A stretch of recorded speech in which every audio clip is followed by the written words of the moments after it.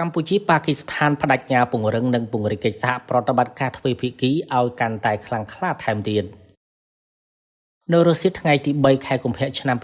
2026សម្ដេចមហាបវរធិបតីហ៊ុនម៉ាណែតនាយករដ្ឋមន្ត្រីនៃព្រះរាជាណាចក្រកម្ពុជាបានទទួលជួបពិភាក្សាការងារជាមួយឯកឧត្តមស៊ីយេតយូសាប់អារ៉ាហ្សាជីឡានី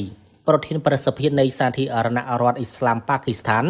នៅវិមានសន្តិភាពក្នុងឱកាសដែលឯកឧត្តមដឹកនាំគណៈប្រតិភូ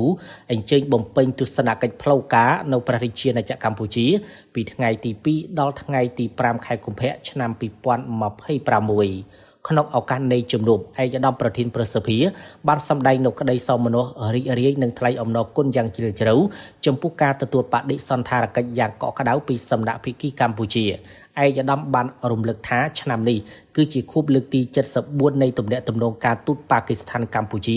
ដោយក្នុងនោះប៉ាគីស្ថានគឺជាប្រទេសដំបូងមួយដែរដែលបានទទួលស្គាល់ឯករាជ្យភាពរបស់កម្ពុជាឯកឧត្តមក៏បានលើកឡើងពីភាពស្រដៀងគ្នាដែលប្រទេសទាំងពីរមានគឺសក្តានុពលលើវិស័យកសិកម្មនិងកម្លាំងពលកម្មវ័យក្មេងដ៏សកម្មជាមួយគ្នានេះឯកឧត្តមបានវាយតម្លៃខ្ពស់ចំពោះកិច្ចសហប្រតិបត្តិការទ្វេភាគីកន្លងមកនិងបង្ហាញនូវជំនឿជឿជាក់ថាដំណើរទស្សនកិច្ចនេះនឹងក្លាយជាកម្លាំងចលករថ្មីក្នុងការជំរុញទំនាក់ទំនងរវាងប្រទេសទាំងពីរឲ្យកាន់តែស៊ីជម្រៅជាពិសេសទំនាក់ទំនងរវាងស្ថាប័ននីតិបញ្ញត្តិនៃប្រទេសទាំងពីរជាការឆ្លើយតបសម្ដេចធិបតីបានសម្ដែងនូវការស្វាគមន៍យ៉ាងកក់ក្ដៅជូនចំពោះឯកឧត្តមប្រធានព្រឹទ្ធសភានិងគណៈប្រតិភូសម្ដេចធិបតីបានគូបញ្ជាក់ថាវត្តមានរបស់ឯកឧត្តមប្រធានព្រឹទ្ធសភានាពេលនេះគឺជាសក្ខីភាពឆ្លុះបញ្ចាំងពីការរីកចម្រើននៃទំនាក់ទំនងរវាងព្រឹទ្ធសភានៃប្រទេសទាំងពីរសម្ដេចធិបតីមានជំនឿយ៉ាងមុតមាំថាដំណើរទស្សនកិច្ចនេះនឹងជួយពង្រឹងកិច្ចសហប្រតិបត្តិការទ្វេភាគីលើវិស័យថ្មីបន្ថែមទៀត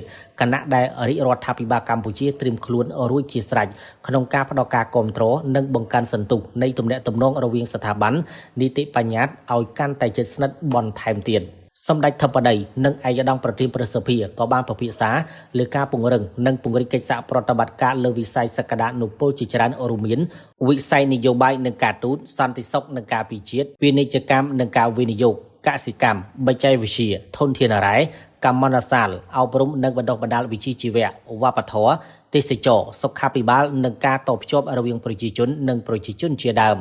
សម្ដេចធិបតីនិងឯកឧត្តមប្រធានព្រឹទ្ធសភាបានលើកទឹកចិត្តឲ្យក្រសួងស្ថាប័នពាក់ព័ន្ធនិងវិស័យឯកជននៃប្រទេសទាំងពីរបន្តផ្សារភ្ជាប់ទំនាក់ទំនងគ្នាសម្ដៅស្វែងរកកាលានុវត្តភាពថ្មីបន្ថែមទៀតក្នុងការជំរុញការពង្រឹងនិងពង្រីកកិច្ចសហប្រតិបត្តិការឲ្យកាន់តែរីកចម្រើន